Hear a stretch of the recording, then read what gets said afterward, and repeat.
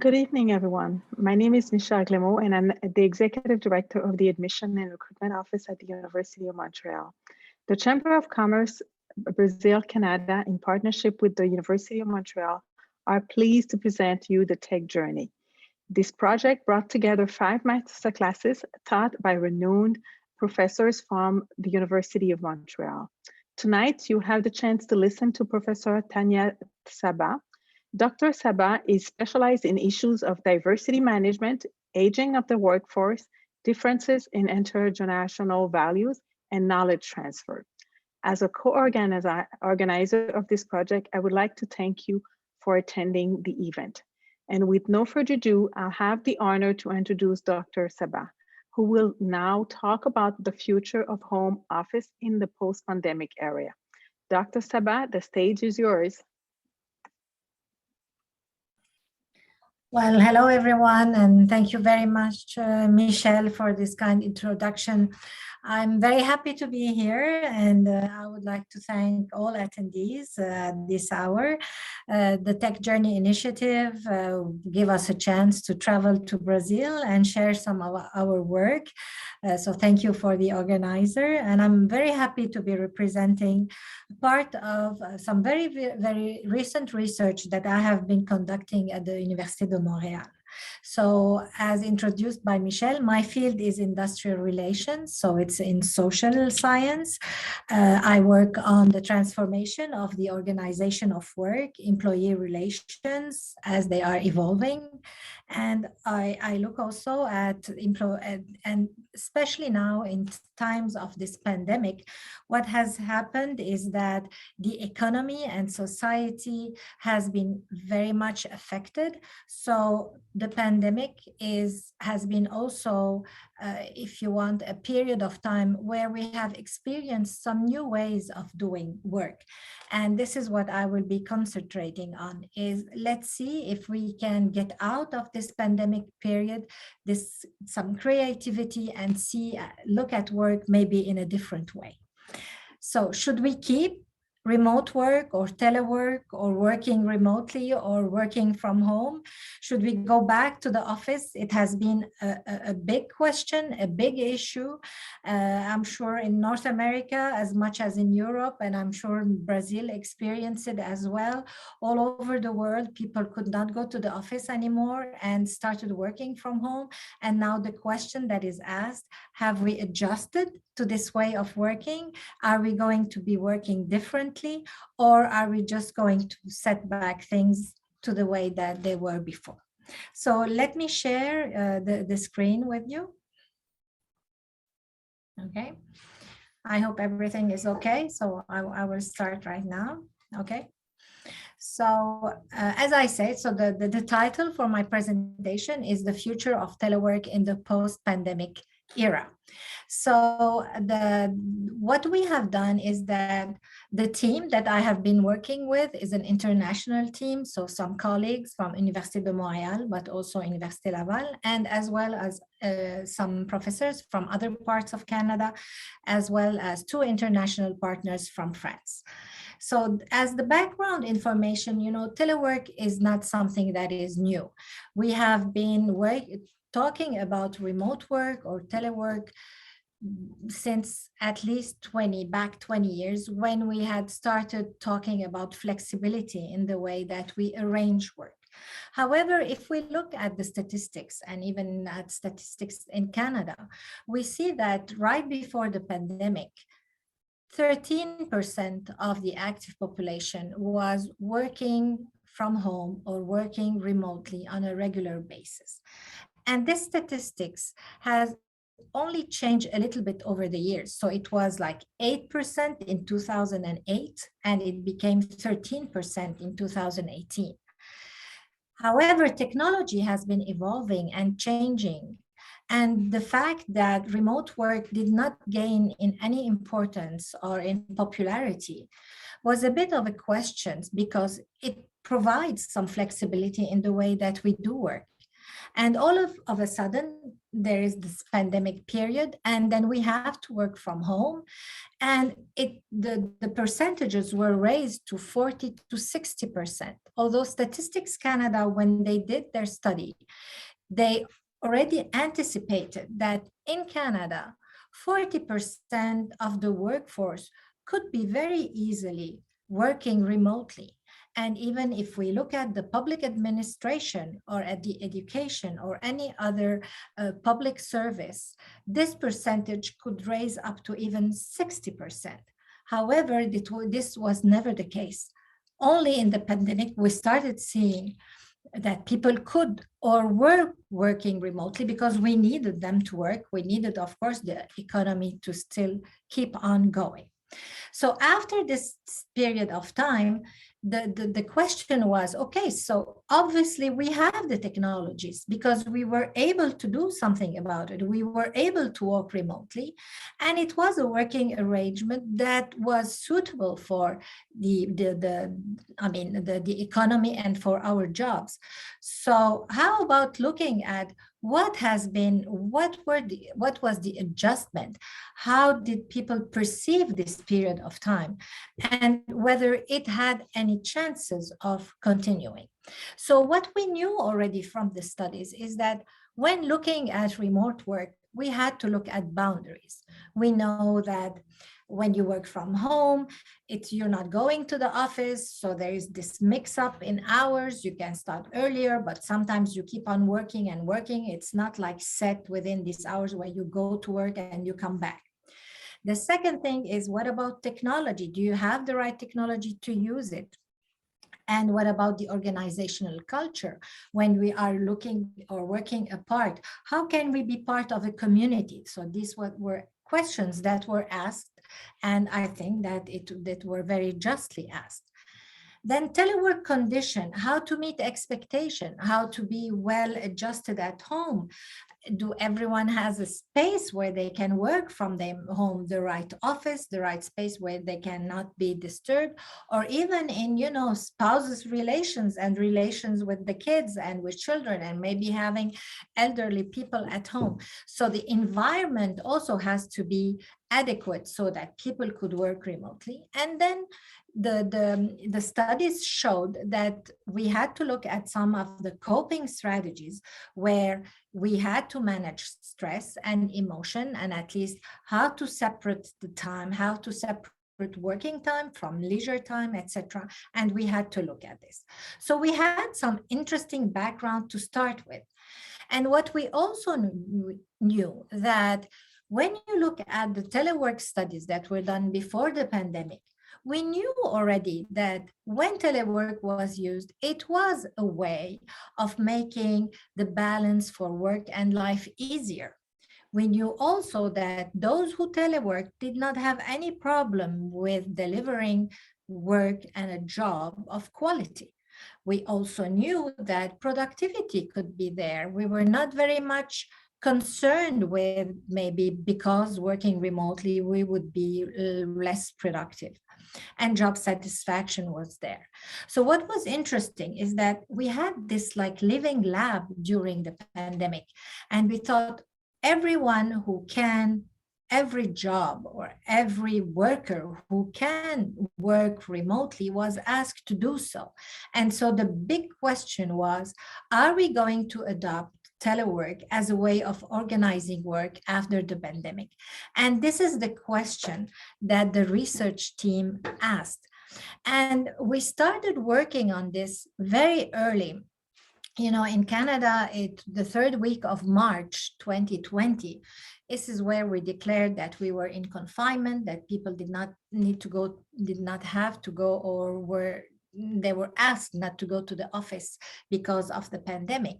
And we started our survey as early as April the 4th. So we ran the study from April to September, and we were every once in a while stopping. And because we had so many respondents from everywhere, we had almost 7,000 respondents, 3,500 from Quebec, 4,000 from France, the UK, some of the colleagues in the US ran some studies as well. And then we had the public administration, where we went and gathered thousands of public administration workers that who were working remotely that also answered the survey. So we had quite a very interesting population, out of which we were trying to see what was happening in terms of telework adjustment. And the most important questions that we have asked is that, should you be offered the alternative of coming back to the office or continuing in working remotely, would you choose working remotely? Would you continue to choose to work from home, even if things would go back to normal and you would have the chance to come back to the office? And to look at this, we thought that we need to understand what are the teleworker profiles, of course, gender, but also the responsibilities, family, personal life responsibilities, also education, etc. So we looked at whether they were also managers or not. We looked at some of the job characteristics, whether they were autonomous, what types of, what were their major tasks. We also looked at the condition for teleworking. We asked them if they were well adjusted at home to work remotely. They had, the technology, the internet access, etc. We also asked the respondents whether their employer, what did they do to help them better adjust to telework? So in terms of support, emotional support, because we know that when you are teleworking, the most difficult part is the isolation that you feel, and especially in times of pandemic where you could not meet anyhow outside. So you were really in a case of isolation at home. And then we looked at the stress, because we thought, okay, we're looking at adjustment. However, we are in a pandemic situation and there are so many other factors of stress. So we wanted to control with stress so that we were sure that what was affecting the adjustment, the positive parts, but also the negative, the risks, we were able to point them out so that we could see if telework could be the working organization of the future or not. So the first thing that we saw is inside our data, when we asked people, did you work remotely before the pandemic?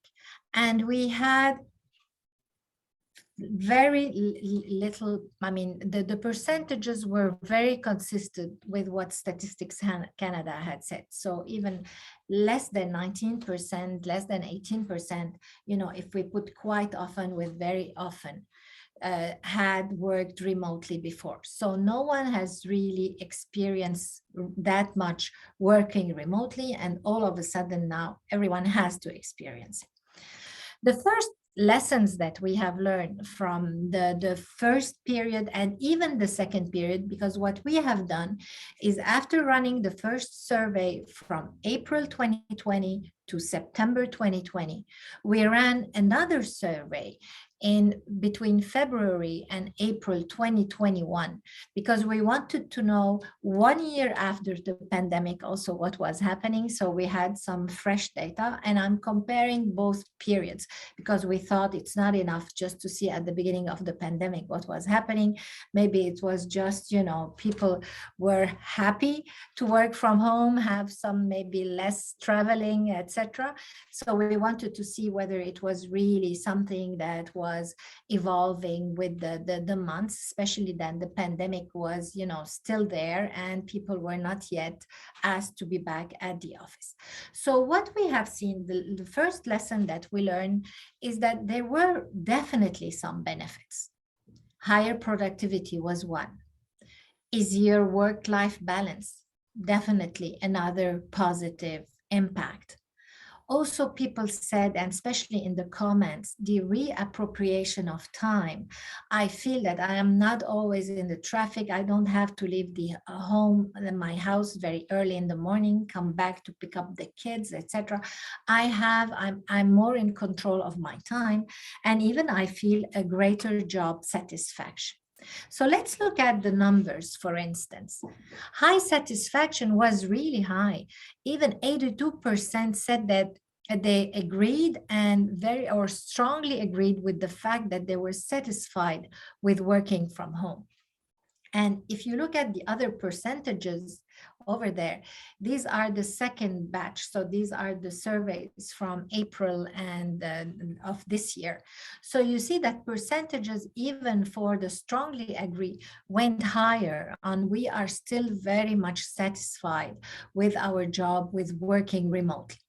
Higher productivity, the same. They were very 10% strongly disagree, or 16%. Less than 1 in 4 people said that they had lesser productivity. Most of the people said they had the same productivity or even more productivity. And with time, productivity was raised even higher with people that work remotely, showing that, people get used to something. And this is like the theory of conservation of resources, where when you do something and you start learning doing it, and at the end you start appreciating what you're learning, something new, and you want to keep it because losing it would cost more than keeping it. And this is what was happening. So also about the fact that telework or working remotely is an undisputed ability to balance work and personal life. And these percentages also raised from 31% to 57% in 2021. And what was even interesting about this is that the more people, the more respondents said that they had responsibilities, the more they thought that remote work was helping them in better adjusting to these responsibilities. So the choice to continue telework was really increasingly confirmed. We thought maybe at a certain point, people will start getting, fed up with the fact that they were working from home, wanted to go back to the office. Well, the percentages raised, but again, be careful, because working from home, the telework during the pandemic, we had to work 5 days from home the whole week. Usually remote work is never about working all the time remotely. You have periods of time where you have to go to the office, and you have some special activities that you have to conduct from the office. And this was, so in this case, we think that, listen, we have to work, it is very intensive, and still people are appreciating the fact that they could work from home. When we looked at what is the work mode, is it appealing? Yes, it is, but under some conditions and under certain circumstances.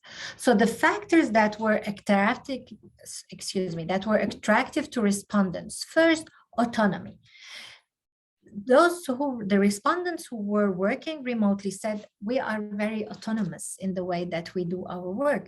And this is the case. We have the workforce is, composed of people that have higher education, and we have more and more professional work. So it is a good sign to see that the work is more and more autonomous, and therefore telework is very much can be applied to this type of work. And what we looked at, people, only 53% and then 51% said that they had no dependence. So half of the working force, in this case, our respondents, they had at least to spend 1 hour, if not more, taking care of their family, but this time was stepping or was an overspill on their working hours. So it's not like 1 hour per day, it's 1 hour out of my working day. I have to make sure that I'm taking care of my family. So there was this, if you want, the hours that were devoted to the family were encroaching on the work hours. And then there was the workload. Very interestingly, people said that by working remotely, they were working more.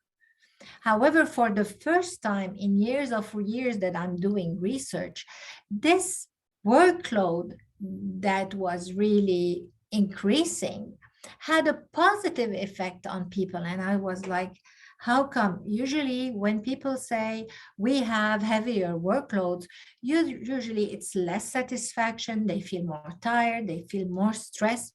In this case, it was the opposite. And it's by looking at the comments that we discovered that they said we work more, but the meaning of it is that we are capable of finishing our day. We don't have to postpone our work because we need to leave, and we are not under stress because it's 5 o'clock or 6 o'clock and we have to run to go get our kids, go home, take care of maybe elderly parents, etc. So we can manage our time.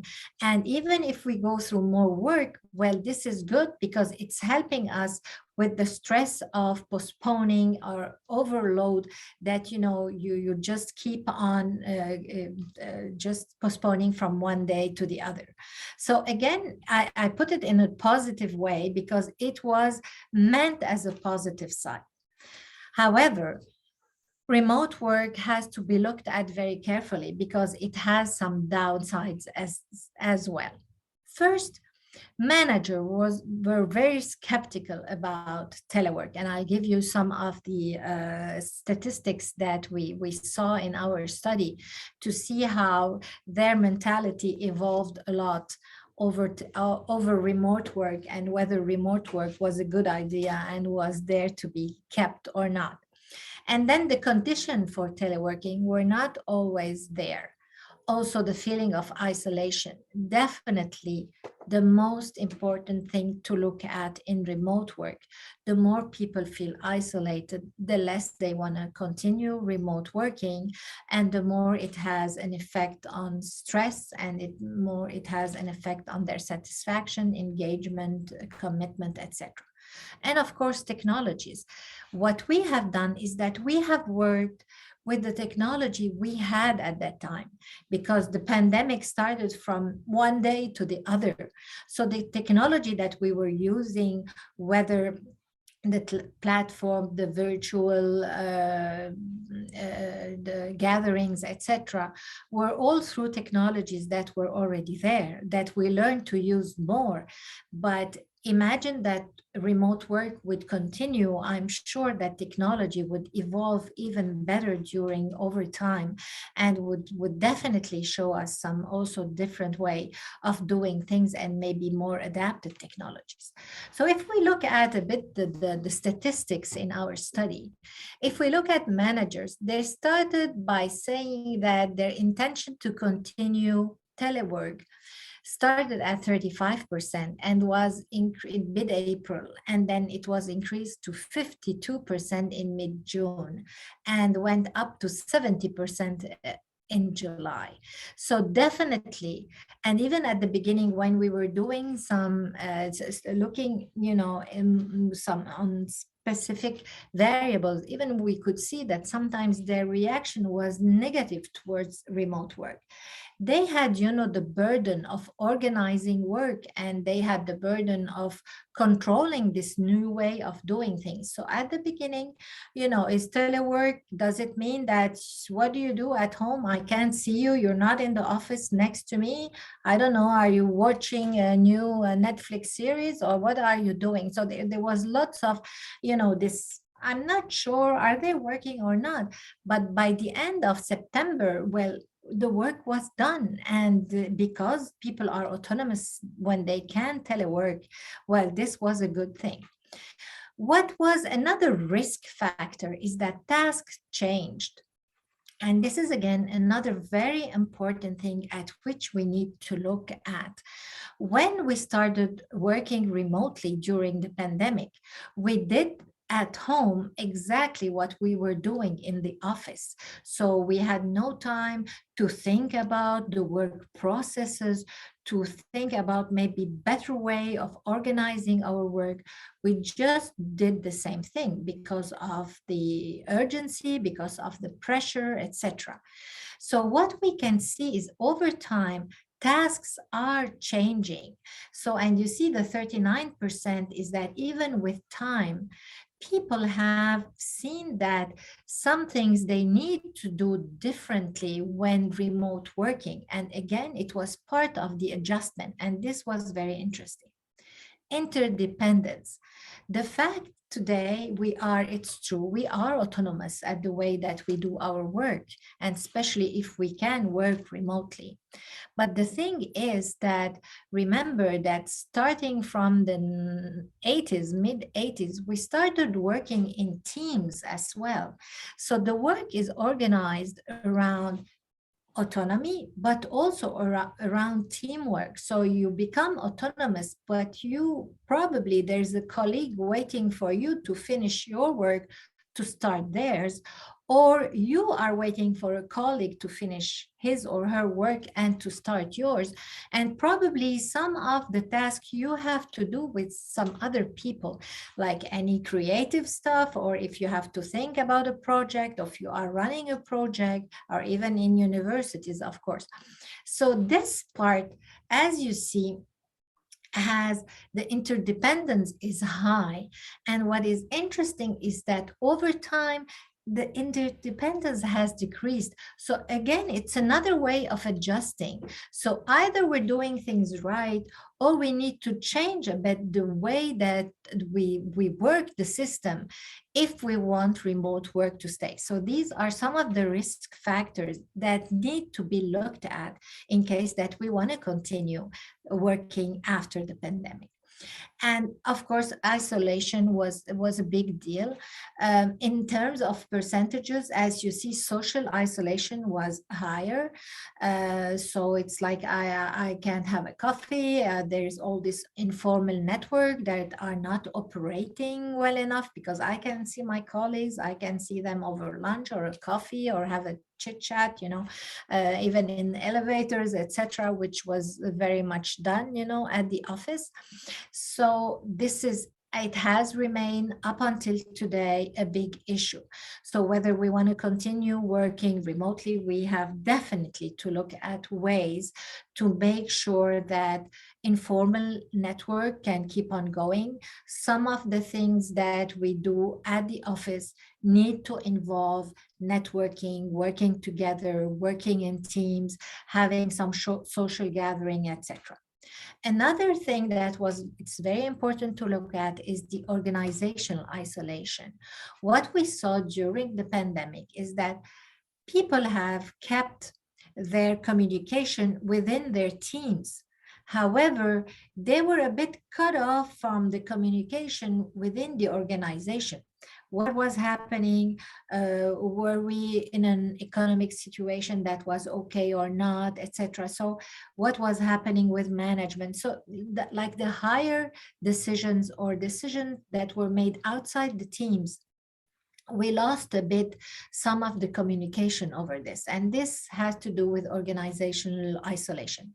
And both have negative effects on wanting to continue working remotely. So they have to be looked at very carefully in case we decide to keep on some of the activities and work remotely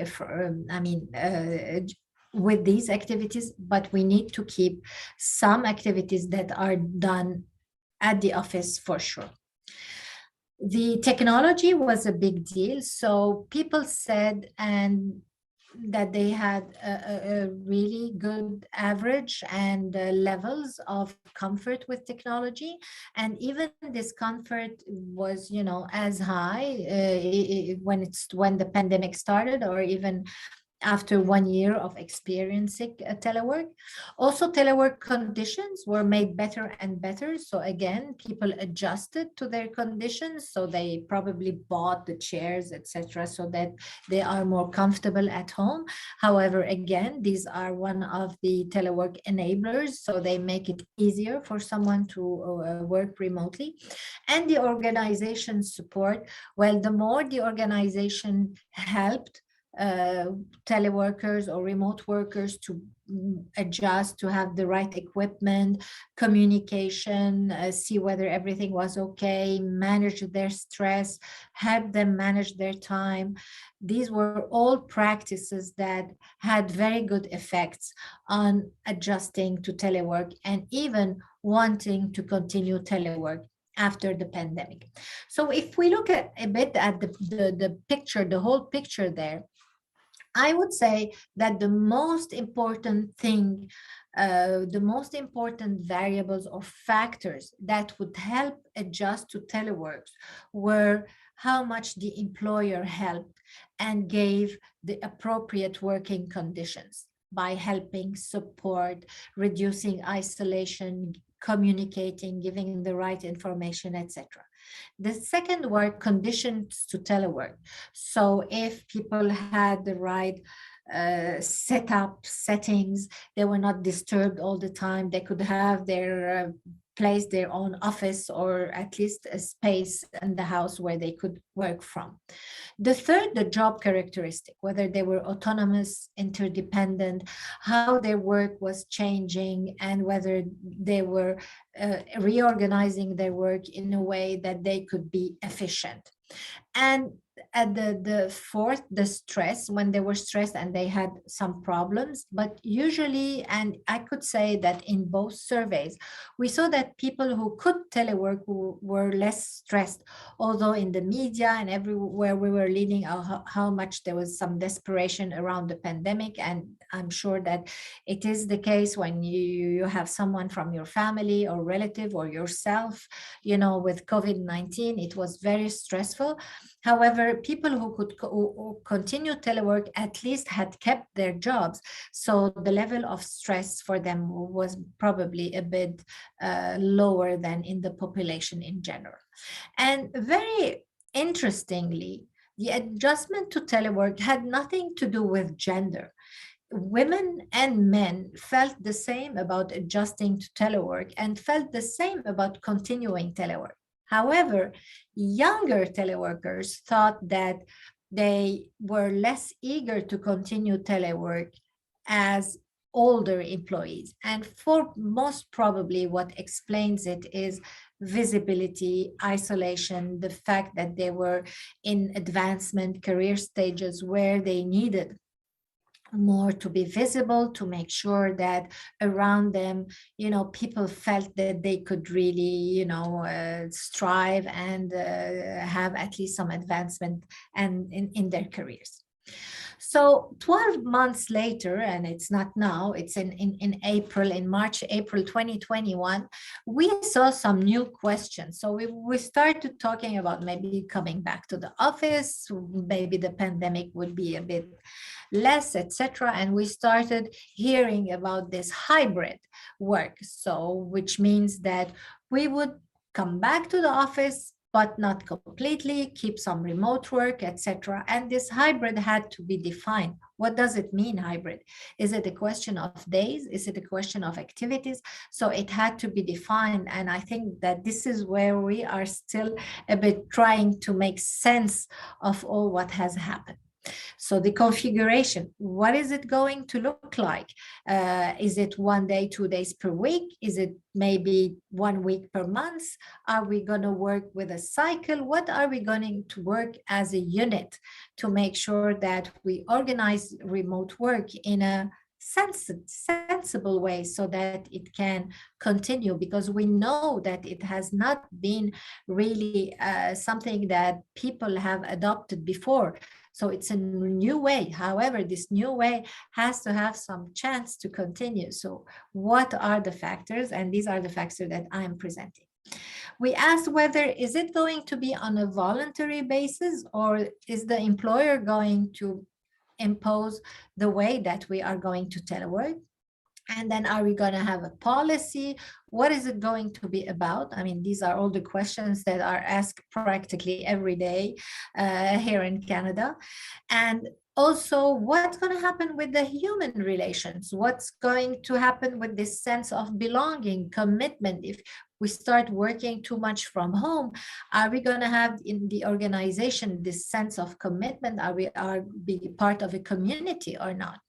And then the fairness of treatment. What happens if my colleague works 2 days from home, but I am allowed to work 3 days from home, and another department, they told them they could work only 1 day from home. So it's like, oh my God, how are we going to manage all this in a way that it can be, set up on, some equity also.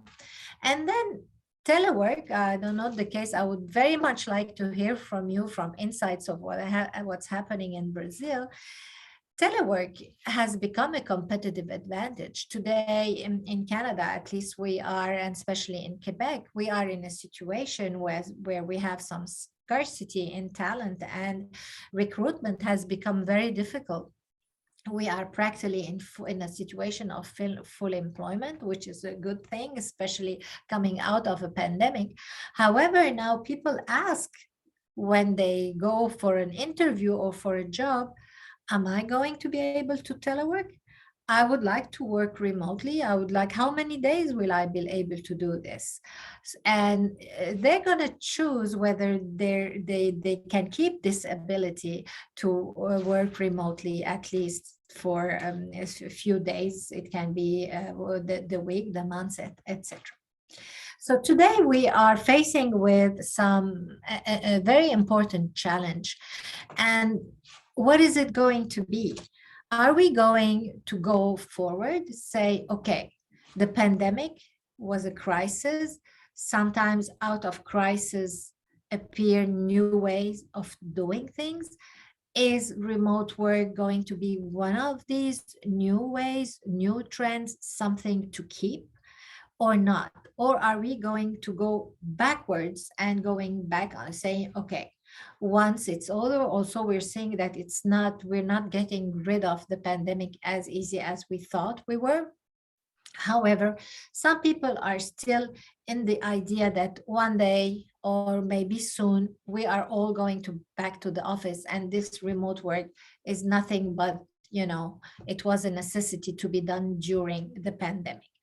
So we have these two schools of thought, if you want. However, what is important is every time you look at the statistics, and this is not only the surveys and the studies that we have ran, but even if we look at statistics more widely, etc., we see that workers are asking also to work remotely. So it's not just a question of a trend or not.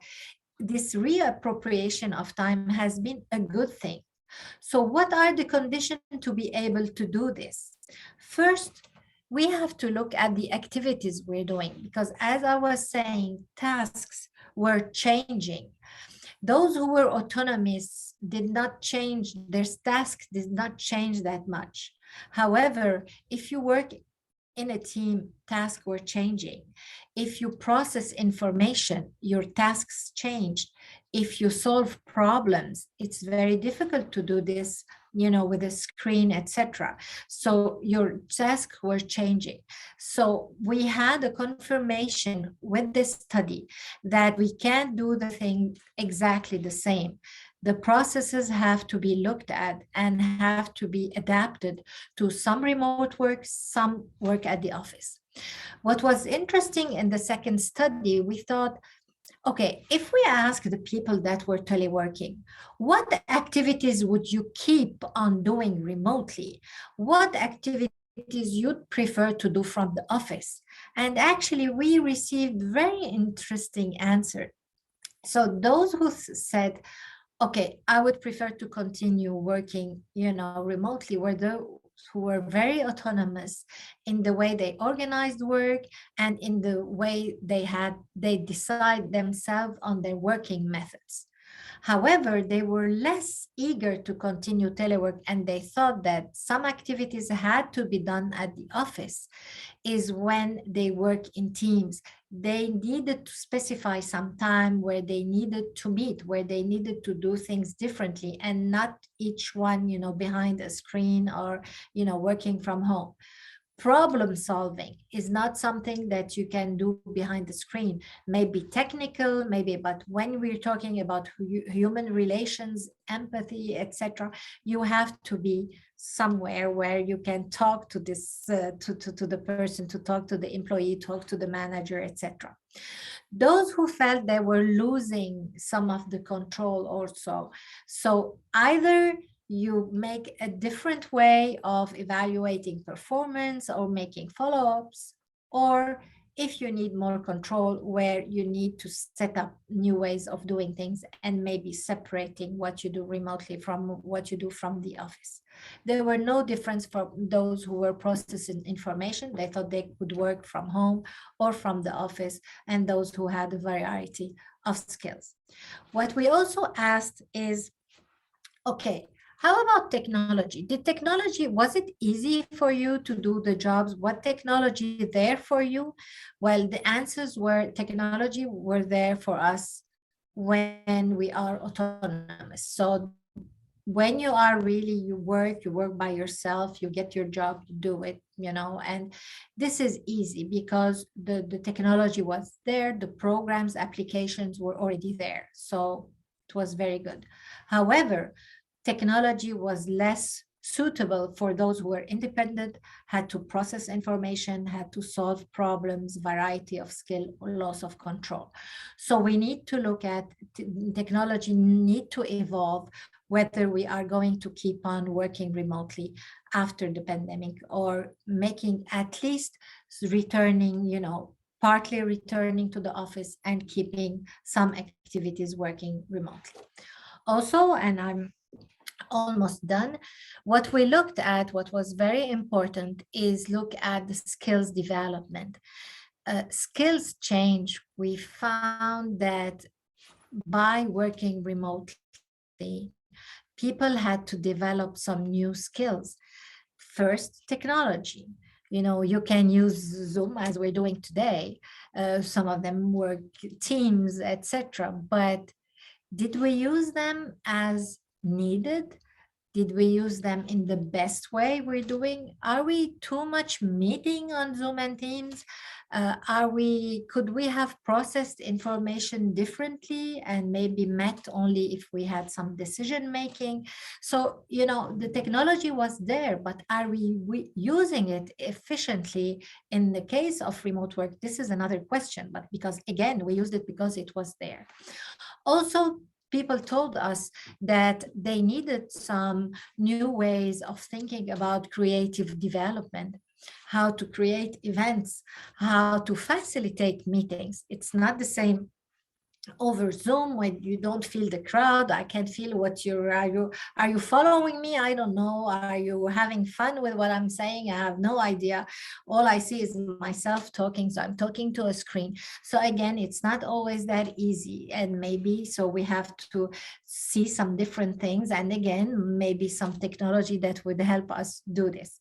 Problem solving, the same. And this is technology or human, again, some skills to be developed. And these are not only technology skills, they are even skills that could help anyone go there. Communication. So a lot of writing when we do remote work, even more than before, because everything has to be done in a chat, in writing. And what we have seen also is that collaboration was there as well, and especially being what was also important is having the right climate is corresponding in a polite and respectful manner. So we saw that, for instance, the request for some medical leaves, etc., were decreasing.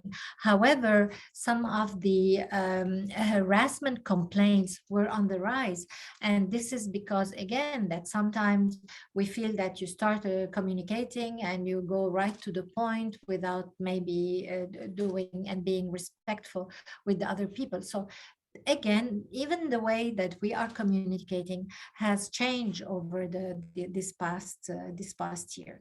And adaptation, again, how to manage time, etc. We asked people, I don't know what's the case in Brazil, but in Canada, I know in Sao Paulo you have lots of traffic, and in Montreal now it's the same.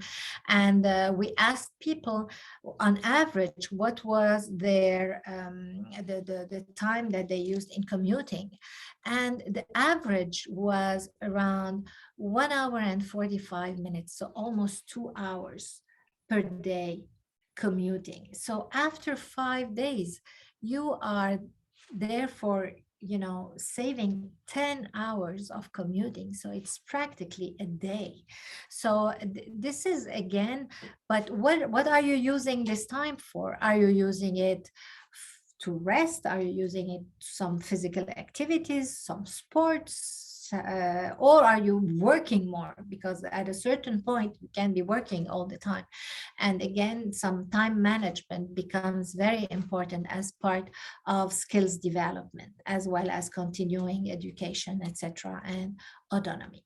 So just to make a bit the point, we are in another transition period today. Most employers have asked their employees to come back to work 1 day, 2 days per week. Some of them reorganize the work a bit differently. What I think is that we are going through another period of transition, which I hope to be another experimentation to now experiment these hybrid models. So instead of saying, okay, you come back 1 day, you remote work, and the other come back to the office 2 other days, why not look at our working systems and define what are the activities that are with a value added from home or remotely, and those activities that we are better off doing in the office because they have some value added when being done in the office, because we're talking about, you know, launching a project, we need to be together, evaluating something, creative activities, etc. These are, and at the same time make sure that when people come to the office, to make sure that we have activities for informal networks, we have activities where people can meet, we have activities where newcomers or people that we have just hired can meet with other people, where we have also interaction with other part of the organization. So there's a lot to be thinking about, because we have the risks factor that have to be taken into consideration when considering hybrid models, or when considering continuing even with remote work, you know, over time. So this is what I wanted to share with you today. Just before and in conclusion, maybe I would like to say a few words about the university I have studied in and I'm now working in, which is the Université de Montréal, and I'm very proud to be part of it. So Université de Montréal is first in Quebec for its teaching and research complex. It has a long years of history, 67,000 students, and we are very much a university that is very much ahead in research activities, and we are rated as the 88th best university in the world. We are, of course, a Francophone university teaching in French, but we are also in North America. So as you see, we do also a lot of research, readings, and even of course, we follow all the trends in English and in French. And the Université de Montréal is a comprehensive university. So as you see, I come from administrative science, which is industrial relation in management. And the beauty of it is that we are certainly very much ahead doing some interdisciplinary research, because as you see, what we look at in industrial relations is employee relations. So we look at the social point of view, at the public policy point of view, at the also organizational behavior point of view, and the legal point of view, and all the evolving in terms of also health and well-being in the workplace. We have around life, humanity, matter, and culture, so showing that it is a very comprehensive university that has all the disciplines and also the schools in science and in health. Well, at the Université de Montréal, we are very proud to see that we live in Montreal, which is also has been voted as the world's best city for international students. So it is a city where you can have lots of fun, and hopefully very soon also with some of the restriction of the pandemic coming, probably being a bit let down, so we can enjoy more of Montreal. However, the parks, the nature is always there, and we can always go out and have some fun.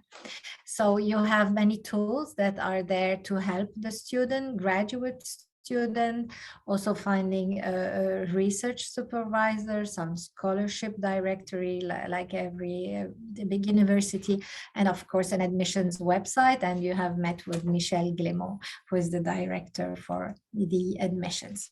So again, thank you very much. It was a pleasure for me, and I hope that you will have many questions so that we can go through the debate. I'm very sorry I can say obrigado.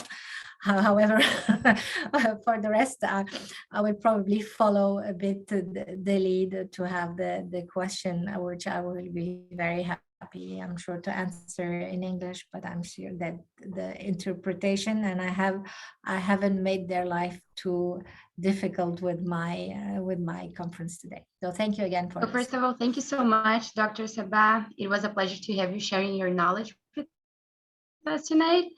And we have a question from the audience. We have a question from Maria. She has been wondering if the home office really guarantees the security of information for companies and clients. What's your opinion on that? Yeah, this is definitely a very good question. And I think it's one of one big concern. We have seen it especially in public administration offices, where they were very much, concerned with all citizens' information being out there, especially going through laptops, etc. So I mean, so far, again, we have had to experience it during the pandemic. I think the securities were raised wherever they could, but this is a definitely very good question that has to be looked at, and I'm sure that all cybersecurity professionals and experts are going to have a lot to do on configuring again whether all the devices that are used from home or used from the office in a way where they can guarantee security. Yes, very good question indeed. Thank you. We have one more question. This one is from Ronaldo Ramos, the president of the Chamber of Commerce Brazil, Canada, and Brazil. So he asked if you could please comment a bit on the fact that many professionals are now suffering from chronic stress and the alternatives people are finding to cope with it. Yeah, is it from the pandemic or is it from remote work? From remote work. Okay. And the pandemic, I guess, right, Ronaldo? Yeah. Yes. Yeah, well, it is, it's also the combination of both is not easy. I mean, all employees, workers, remote workers had to stay at home, plus the isolation, plus the stress from the pandemic, from the stress of not knowing if you're keeping your job or not, how is the economy evolving, etc. And as I was saying, this is again, I think one of the most important questions, because when employers and especially presidents of the Chamber of Commerce hear about remote work, the first thing that they say is that, what about isolation? What about the commitment? What about, having this feeling of being a community where you need everyone to put in their efforts, etc. So it's definitely true. It is a major concern. And this is why remote work cannot continue when you're working 100% from home. This is impossible.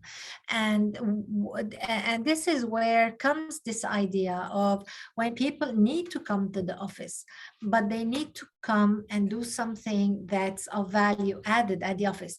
If they're going to come to the office and sit behind their screen and stay 2 hours in the traffic and make Zoom calls and Teams work, etc., I mean, what have they gained? Nothing. However, if the work is organized in a way where when they come to the office, it's worthwhile, then what is going to be very interesting is that the workspace is going to be organized in a way that it fits these activities.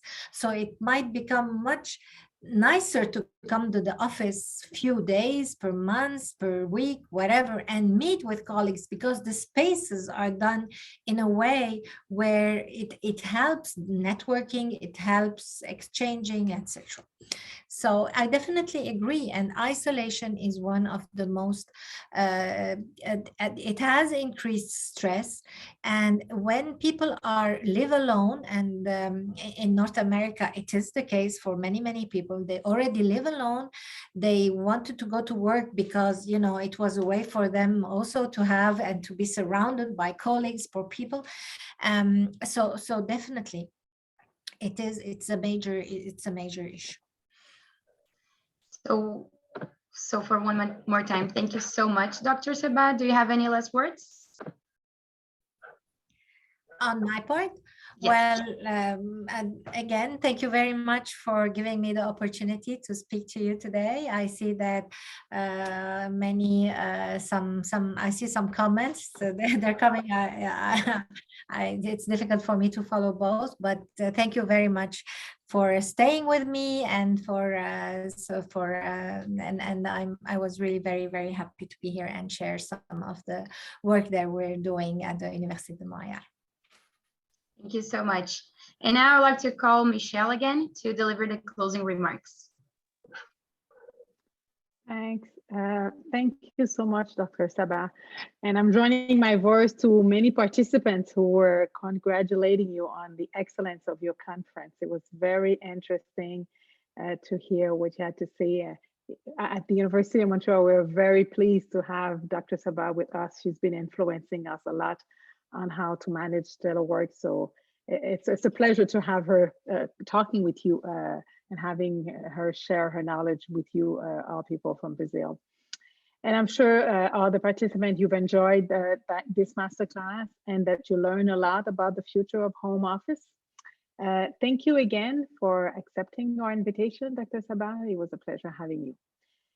Finally, I would like to give a special thanks to our sponsors, to the sponsor of this project, the Air Canada, Maple Beer, CO Lab, and Empathy.